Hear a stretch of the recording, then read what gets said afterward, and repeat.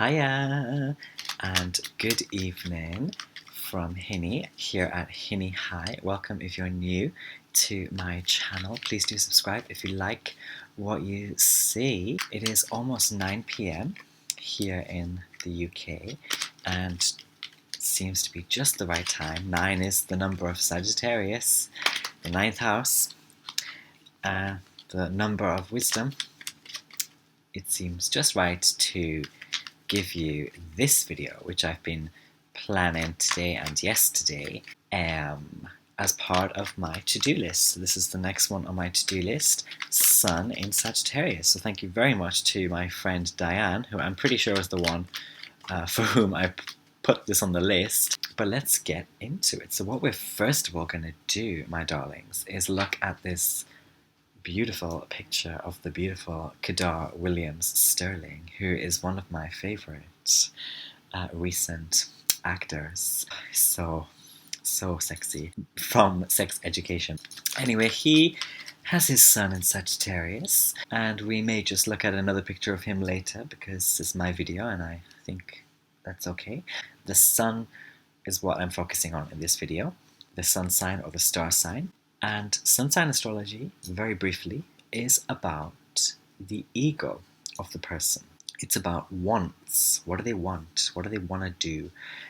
It's about duty, like their sense of duty on earth, in the open especially, in the public. And the sun also, it is said often, deals with how you gravitate, not how, but what you gravitate towards, like your sort of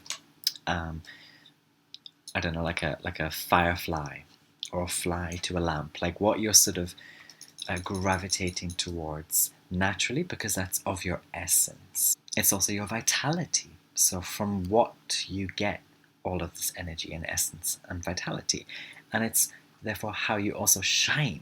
So you radiate like the sun radiates. You shine in the open. So it's how you shine, or it's what also you are openly comfortable with. So I do advise you to check where exactly you have the sun in Sagittarius, which house you have it in, because this will tell you specifically which themes, so the house themes, which themes you're most comfortable with, what kind of themes you're attracted to. Let's then talk about some archetypes of Sag, some of the really, I guess, basic or traditional, ancient even, archetypes of Sagittarius are things like the horse, the centaur, or any kind of like rider or riding animal, even things like hinnies, donkey cross horses. But that translates into many different ways because we have many different kinds of archetype of Sagittarius energy. And therefore you can see these kind of horse or centaur or rider type energies play out in Sagittarius sun people a lot of the time. And I wanted to talk about or mention some artists like Megan Thee Stallion is a Sag sun, I believe. Stefflon Don, I'm pretty sure, is a Sag sun. I've actually seen Stefflon perform in here in London. It was amazing. And also Nicki Minaj, of course, a Sag sun. If you pay attention to their work, there is often that whinnying of the horse sort of ness about them, but it's a sort of horse, centaur, rider sort of energy about them, a sort of giddy up, sort of I'm gonna buck, sort of trotting along, and especially their beats, their rhythms, their lyrics tend to have this very this trot to them. This sort of sense of making riding or being horse-like or centaur-like, if you know anything about centaurs and how they've been portrayed. So very wild and full of revelry and very into, drinking wine and having lots of sex, fun sex, exploring, being free. Let's also talk about if any of you watch RuPaul and the current season, there is one contestant called Gigi Good, and Gigi Good, I'm pretty sure, is a Sag sun. When I first sort of started to look at and guess Gigi's sign, I thought either Aries or Sag. There is something horsey about the way Gigi looks as a male, like out of drag. Birds as well. or something super Sag. And it's kind of like, again, it's the lightness, because birds tend to be very light beings. They are flying, they are free, these very basic, simple keywords. They're also in the sky, the heavens, and the spirit in the sky. These things are often associated with these sort of Centaurian, Saggy, sort of sage, sort of wise one, sort of starry one type shiz. But birds also, because Sag represents what has happened after Scorpio. And some people might not agree with what I'm about to say, but I also associate Sagittarius as a sign as being the real phoenix of the zodiac, or the real phoenix stage. Because phoenix is also a bird, but it's also a very fiery and magical bird. I always think of the phoenix as being actually what Scorpio is more like aspiring to eventually become. And it's more about that aspirational process for the Scorpionic archetype than actually being the phoenix, if that makes sense. And so I do also associate phoenix and any like Phoenician archetype with Sagittarius. And because it's this idea of coming out of the deep dark well that is Scorpio, the deep dark well of psychological introspections, of sitting with oneself, being alone with oneself, looking at one's reflection and scrutinizing and investigating the self. You do a lot of deep, dark searching with Scorpio, and then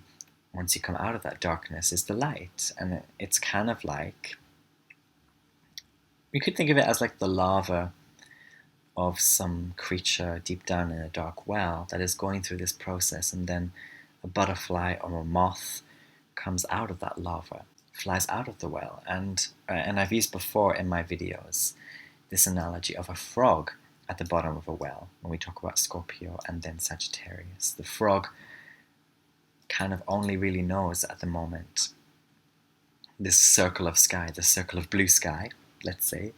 The frog can look up and only know that circle, and that's Scorpio. Scorpio is existing rather, is living rather in the well. But Sagittarius is the hope, the dream of not just looking at that circle of sky, but hoping and dreaming that there's more to it. There's something out there to venture into, to travel, to explore. Coming out of something, flying out of something, like ashes or darkness.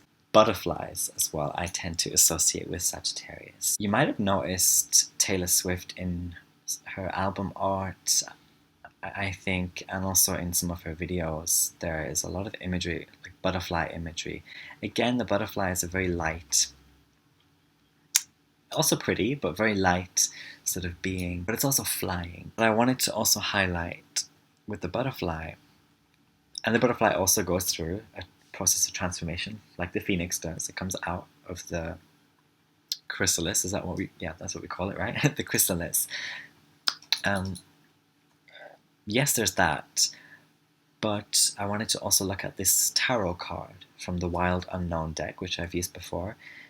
This is the Six of Wands, and when I look at this card, I almost always interpret it as a more sort of Sag card. It's like this card in particular also represents kind of commiserating as well, and reflecting, and being wise about all that has happened, about what you have come out of, regardless of what it was like. And this is why a keyword for Sagittarius is the optimist. It's more the most important thing, or the more important thing for Sag is like coming out of and learning from an experience, rather than remaining to live or be in the experience. Continuing to move, to fly, to ride away, yes, not to forget, but to have learned some lesson. Sagittarius then is often associated with archers, and even the glyph for Sagittarius in astrology looks like a bow and arrow. Yes, there's this connotation of the archer, but there's also the connotation of just crossing bounds with Sagittarius, crossing the border, going an extra mile, or going abroad even. But the archer as well, because Sagittarius has these connotations of being like a centaur. Centaurs, these mythical creatures, were said to practice archery, or maybe the more refined ones like Chiron. When you think about archery, it's about taking aim at something, a target, and firing and just going for it. And with Sag, these Sag energies, it's about not thinking about whether you're going to hit the target, but just giving it a shot, giving it a go. Again, it's this optimism. Other archetypes we can associate, more like contemporary ones perhaps, are the soldier and the shooter. So things like guns as well are associated, we can associate with Sagittarius. Soldiers, because Sagittarius is often associated with propagation, having convictions and fighting for them. This is a fire sign after all. I think I forgot to mention that actually at the beginning of this video. Sag is a fire sign, and it's a mutable fire sign, which means it can have convictions, yes, but it doesn't always act on those convictions. But in some cases, that can make it more unpredictable than, let's say, Leo or Aries, the other two fire signs. So yeah, and also if you look at, again, to go back to Taylor Swift, if we look at the album art of Taylor, there's, again, Sag images, this time of archery, being an archer. And let's talk then about sport. Sport is another thing we associate with Sagittarius. Going back to the character of Kadar in Sex Education, Kadar plays this character who is like a competitive swimmer. It's very athletic. But I want to highlight in this video that Sag is more like sport for fun. It's a bit different to Aries energy, which is much more like sport for competition. And we shouldn't interpret sport as just being like football, rugby, swimming. It's sport as in something you do for sport, as in for fun, for revelry, for the game. So it can be any kind of thing, not just like what you see at the Olympics. And here we can admire another image of Kadar in this Jackson scene. So Jackson, the character, is at the pool, right? And I really recommend watching this if you haven't seen it on Netflix, Sex Education, because you can see with all of these actors, pretty much in this series, you can see how their astrology perfectly matches the role that they're playing. It's just so, you can just feel the Sag energy coming off Kadar. I mean, that's just my feeling, but anyway. Another archetype we can talk about is philosophers. So Sag is very often associated with being philosophical. Think of Chiron, think of the Centaurs, think of the word sage even. The word sage, I don't know specifically, but probably comes from Sag, or Sag comes from sage, or they're related somehow. Sage is a wise person, right? You will find with Sag people, Sag heavy people, definitely.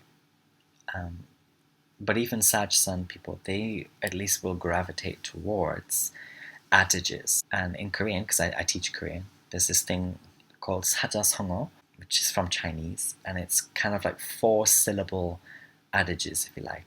I don't know if you'd call them proverbs, maybe they are proverbs, but like, you know, these sayings. And there's one example in Korean, which is 삼 넘어 산, which is like, literally, you cross a mountain, another mountain. Trial after trial. You get over one trial, here's another trial. Like these people who are Sagittarius or Sag heavy, you probably will find them often saying these kind of philosophical, preachy things. They quite often will have something quite like philosophical or lofty to say. You know, stuff like, oh, the grass is always green until you get to the other side.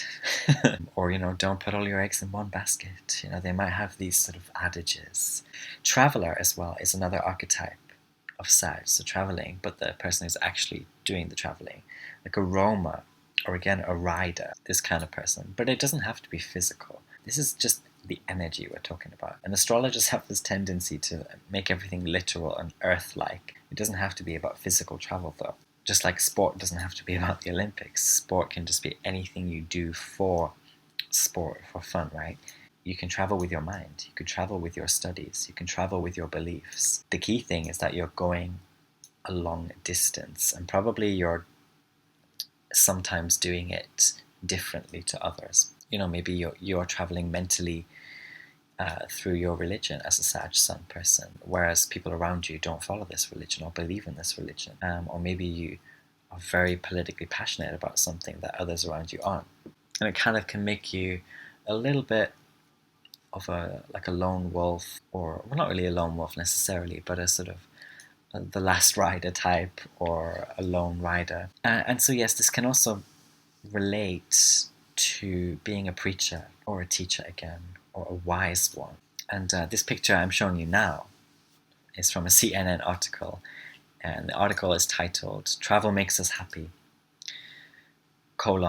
Here's why." And so Sagittarius is also associated with happiness, but it's travel, whether it's literally, a lot of some people do physically travel a lot, like they're going abroad, crossing continents even, studying abroad, working abroad, going from country to country.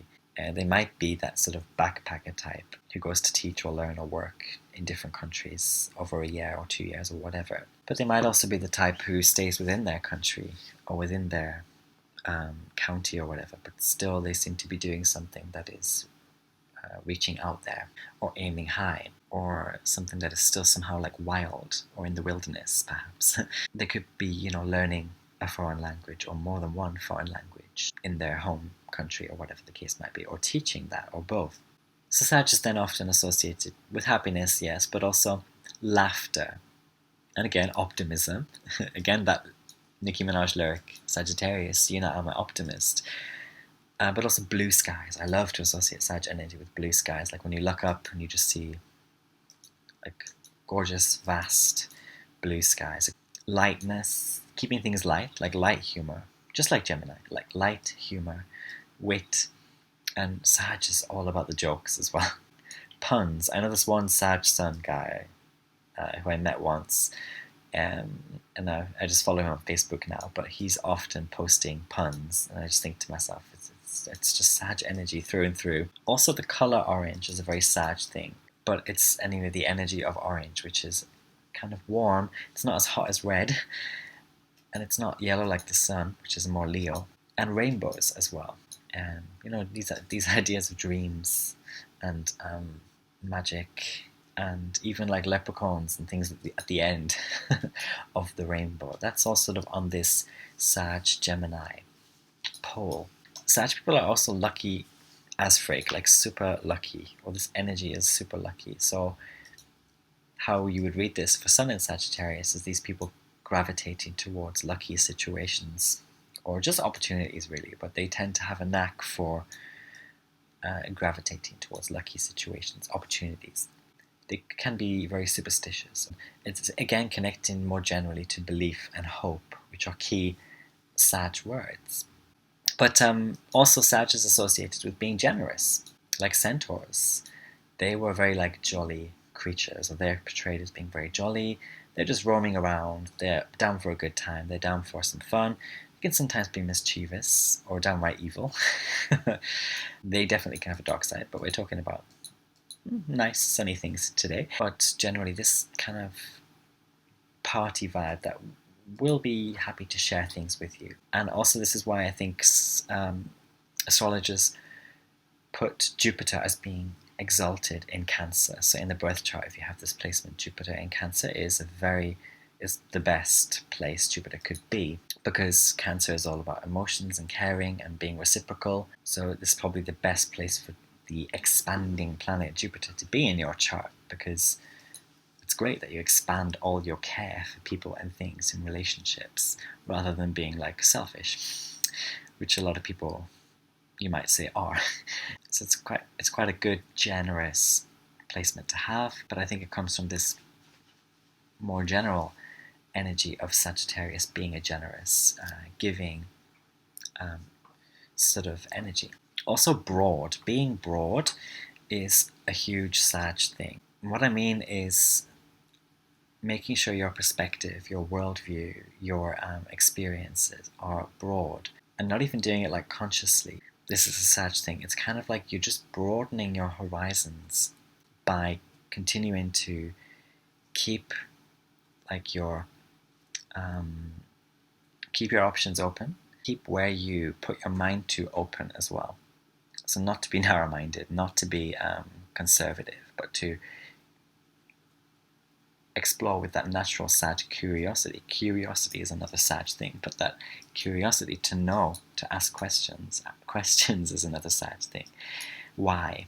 How? Again, philosophy, searching, keeping it broad. And what I mean, I guess, is like shooting. If you go back to the bow and arrow, it's like shooting your arrows in as many directions as you can with the hope of hitting something and learning from that. And another analogy I like to use is kind of riding from party to party. This is a very Sag thing, and what I mean by broadness or breadth. It's like you go to one party, you chat, have fun with the people there, and then you just kind of leave and head off to another party. You learn about the people, the things at that party. And it's not like serious, but it's learning. And it's not done with intent either, because it's a lot of the learning is through fun and through just believing that it's going to be a good time, it's going to be good. And through that belief, learning is had. And I wanted to refer to Nicki Minaj's Genius lyric interview, which is over an hour. I'll link it in the description if you want. But when I first watched this interview, there was this moment where she talks about, because it's all about lyrics with Genius, it's about your lyrics and the writing process and your word choices and blah blah blah. She talks about acknowledging the fact that you're inspired by lots of different things and lots of different places and lots of different people, and not to be ashamed of that or to box yourself or your method in. And she advocates in the interview just using Google as a rapper or a lyricist or a creative writer or whatever. Just take Google as your friend and don't be afraid to like explore and find new things that rhyme with what you already have, or find new ideas that chime with what you already have. And then let's talk about having Sun in Sagittarius if you're like a celebrity or an artist, a creative. I just picked a couple of examples who are very, very, very dear to me. And you're probably guessing them if you've been with me for a while. But Nelly has her Sun in Sagittarius, and a lot of her music is super Sag. It can be very like it can have that horsey, giddy winniness about it. Yes, it can be really upbeat and like fun and light. But it also has a lot of like these adages and these philosophies and even folky stuff. It's there, and it's very. I think she even describes her music as world music. She doesn't put it as like pop or R&B or anything like that. It's world music. Sag, the bigger the better. Sag is about, or Jupiter rather, is about big, and Sag knows this. The bigger the better.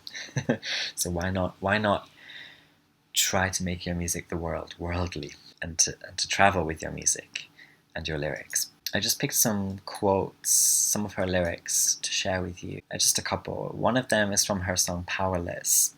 And the lyric goes, "'Cause this life is too short to live it just for you.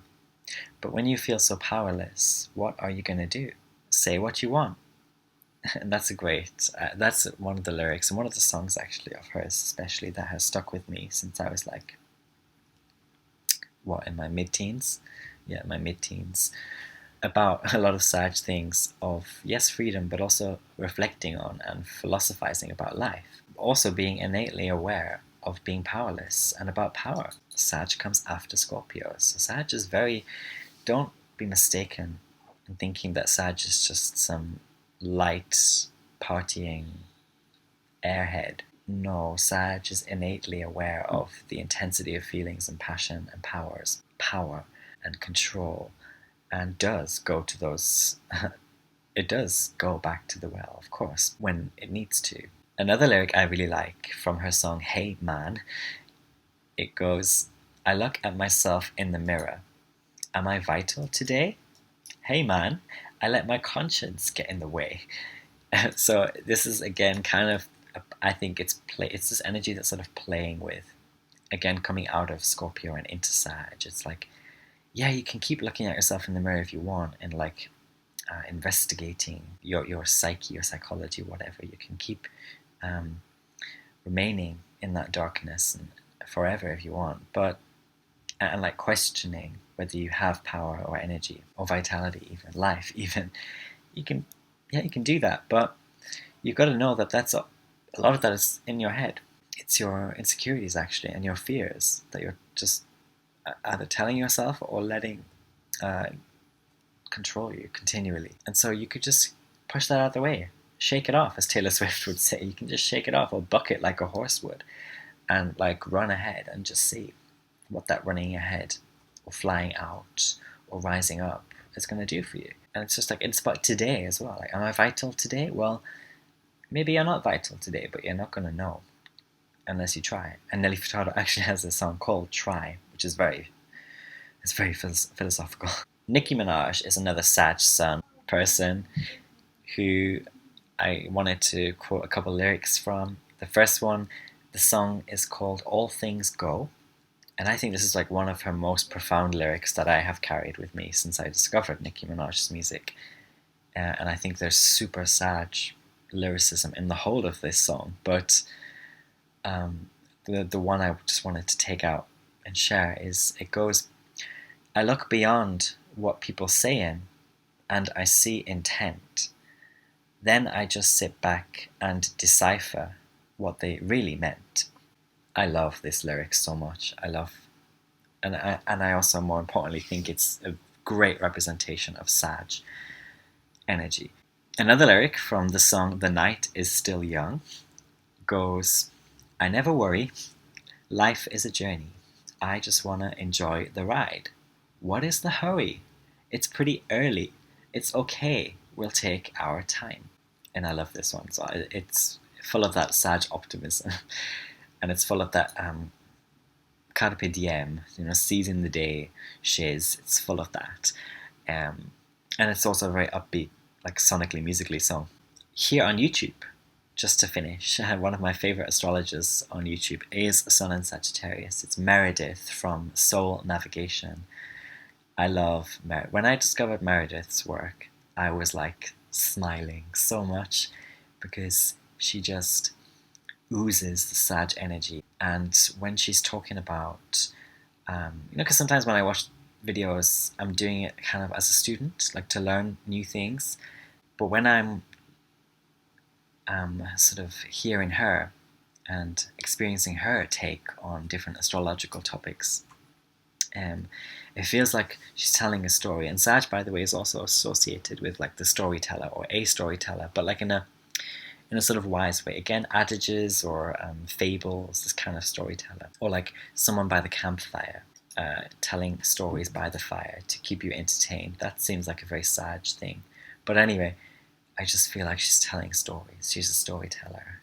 And it's so like warming. It's so infused with the magic that is Sag. She's bringing the magic of the stars, the skies, to us. And Sag people are often described as starry-eyed, dreamy. And so anyway, yeah, if you don't know Soul Navigation, if you don't know Meredith, go check out her channel, Soul Navigation. And that's anyway, I think I've said enough on this topic. I hope if you are Sun and Sag, you resonate with some of what I've said. Please do feel free to share your experiences in the comment section. Anything you'd like to add, or if you have other Sag placements that this seems familiar with, I'd like to hear. Anyway, have a lovely Monday, Moon Day, or whatever day it is when you hear this. I shall see you next time. I love you very much. Bye-bye.